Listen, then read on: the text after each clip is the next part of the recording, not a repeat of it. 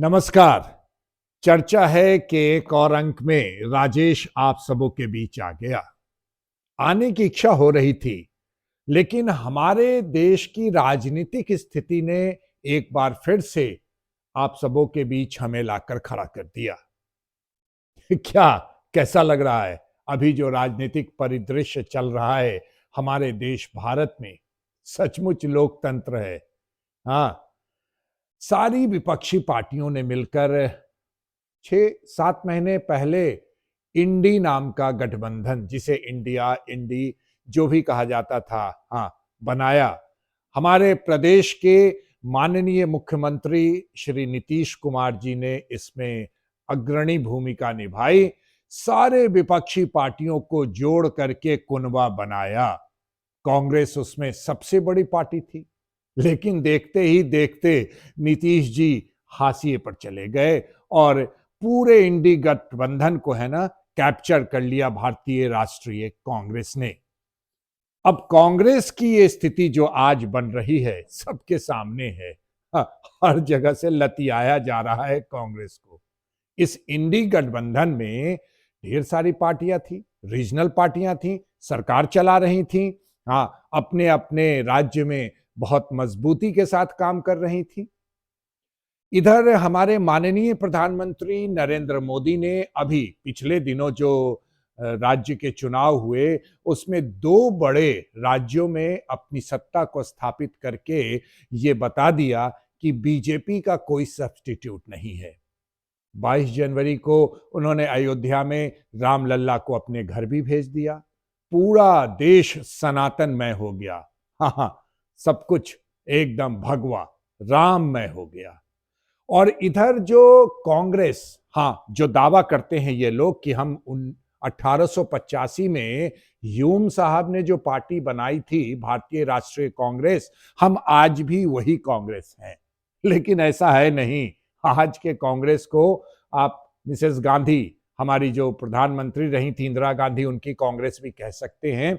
और उनके आज के अग्रणी नेता जो हमारे हैं, हालांकि ये परिवारवादी है, नेता कह सकते हैं, राहुल गांधी, ये सारे चीज को दरकिनार करके इंडी गठबंधन को मजबूत करने के लिए और पूरे भारत को एक बार फिर से जोड़ने के लिए, हालांकि ये दूसरा दौरा है इनका जो इन्होंने शुरू किया है 13 जनवरी से, नॉर्थ ईस्ट से इन्होंने शुरुआत की। और इस दौरे की शुरुआत में ही इनकी कलई खुलती चली गई इनकी इंडी गठबंधन की।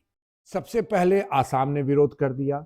अब बीजेपी की सरकार है, हेमंत विश्व शर्मा ने कहा कि हम अपने मुख्य मार्गों से आपको यहां रैली निकालने नहीं देंगे। उसके बाद बंगाल, फिर बिहार, और इस तरीके से करते करते करते करते आज ये स्थिति हो गई है कि इनके साथ कौन विपक्षी पार्टियां हैं पता ही नहीं चला।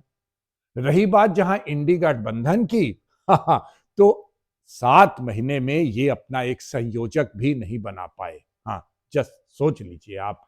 उसके बाद चुनाव सामने है, 2-2.5 महीने के बाद लोकसभा के चुनाव हैं। और ऐसे में जो हमारी सत्ता पक्ष है वो अब चुनाव की तैयारी, और नरेंद्र मोदी ने बिगुल फूंक दिया है लोकसभा चुनाव के लिए। और हमारे ये जो विपक्षी पार्टियां हैं, जो लोकतंत्र की खूबसूरती भी होती हैं, अपने में तालमेल भी नहीं बैठा पा रहे हैं, सीटों का बंटवारा भी नहीं हो पा रहे। ममता दीदी ने कह दिया कि बंगाल में हमें किसी की जरूरत नहीं, पंजाब में कह दिया भगवंत मान साहब ने कि हमें भी किसी की जरूरत नहीं हुई। और थोड़ा एहसान किया अखिलेश यादव जी ने उत्तर प्रदेश में, हाँ, कि उन्होंने कहा कि हम 2 सीटें संभवतः शायद रायबरेली और अमेठी छोड़ सकते हैं, इसके अलावा हम कांग्रेस को कुछ भी नहीं देंगे। ऐसे में भारतीय लोकतंत्र किस मोड़ पर खड़ा है ये समझ में ही नहीं आता है ना? कि विपक्ष की भूमिका होती है। 2024 के इलेक्शन में कैसे सामना करेंगे नरेंद्र मोदी और बीजेपी का कुछ समझ में नहीं आता। यह भी कहा गया है कि मजबूत विपक्ष का होना एक अ, सुदृढ़ लोकतंत्र के लिए और जनता के लिए बहुत जरूरी होता है। लेकिन दुर्भाग्य है यहाँ की जनता का कि विपक्ष मिलता ही नहीं। अब जो इंडी गठबंधन इन्होंने बनाया था, है ना, उसकी रही सही कसर आज जिन्होंने इसकी शुरुआत की थी, हमारे माननीय मुख्यमंत्री नीतीश कुमार ने वो कसर पूरी कर दी।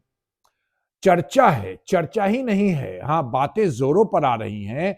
और जब तक ये वीडियो हम आप लोगों के बीच भेजें, शायद उसके 24 घंटे के अंदर ही ऐसा आपको सुनने में मिले कि जो ये नीतीश जी हैं, नीतीश बाबू जो हैं ना, जिन्होंने विपक्ष को एक सूत्र में बांधने का जो काम किया था, खुद इस गठबंधन से बाहर हो गए। हाँ, फिर से बीजेपी के साथ आकर बिहार में सरकार बना ली है। ऐसा संभव हो सकता है। ऐसे में अगर हम भारतीय लोकतंत्र की ये त्रासदी कहें, विपक्षियों की त्रासदी कहें, तो इससे ज्यादा कुछ नहीं हो सकता। तो क्या होगा आने वाले 24 के इलेक्शन में, जब इंडी गठबंधन जो है ना, वो इस नाम का जो गठबंधन इन्होंने अपोजिशंस ने बनाया था, वो अस्तित्व में रहेगा कि नहीं रहेगा? क्योंकि इसके सूत्रधार नीतीश बाबू ही इससे निकल गए। कांग्रेस जैसी बड़ी पार्टी को रीजनल पार्टियां भाव ही नहीं दे रही हैं। क्या होगा कुछ समझ में नहीं आ रहा। पूरा देश सनातनमय हो गया है और नरेंद्र मोदी की तूती बोलती है, या कहें सर्वमान्य नेता हैं हमारे देश के ही नहीं, अंतर्राष्ट्रीय पटल पर भी हमारे नरेंद्र मोदी जी की बातों को मायने दिया जाता है, एक पकड़ है उनकी। ऐसे में हमें चुपचाप देखना होगा, हाँ, समझना होगा और समझना होगा कि हमें किसके साथ जाना है, किसके साथ ये जो इंडी गठबंधन के जो हमारे अपोजिशन के नेता हैं उनके साथ, या जो हमारी जो सरकार अभी केंद्र में काम कर रही है बीजेपी और उसके एलाइज जो हैं, उसके जो सहयोगी दल हैं, उसके साथ जाना है, ये सोचना होगा। क्योंकि लोकतंत्र में हरेक, हाँ, हरेक मतदाता का जो वोट है ना, वो बहुत ही महत्वपूर्ण होता है। सोच समझकर, हाँ, सोच समझकर आने वाले दिनों में चयन करना होगा कि हमें कौन रूल करेगा, हम हमें हमारा प्रतिनिधित्व कौन करेगा राज्य में और राष्ट्रीय स्तर पर, है ना? तब तक इंतजार करते हैं, देखते हैं क्या स्थिति बनती है। हाँ, इंडी गठबंधन रहता है, कांग्रेस की क्या स्थिति है, बीजेपी कहाँ ले जाती है, नरेंद्र मोदी की क्या स्थिति बनती है, और जिस तरीके से पूरा विपक्ष है एक होने का प्रयास कर रहा है, हम तो कहेंगे भैया हो जाओ, तभी, हाँ, चेक एंड बैलेंस रहना चाहिए। लोकतंत्र में एक मजबूत, हाँ, विपक्ष की बहुत बड़ी भूमिका होती है, होनी चाहिए, होनी चाहिए, बिल्कुल होनी चाहिए।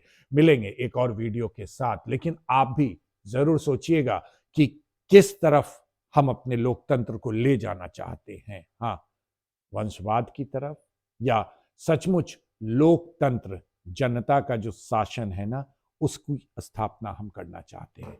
नमस्कार।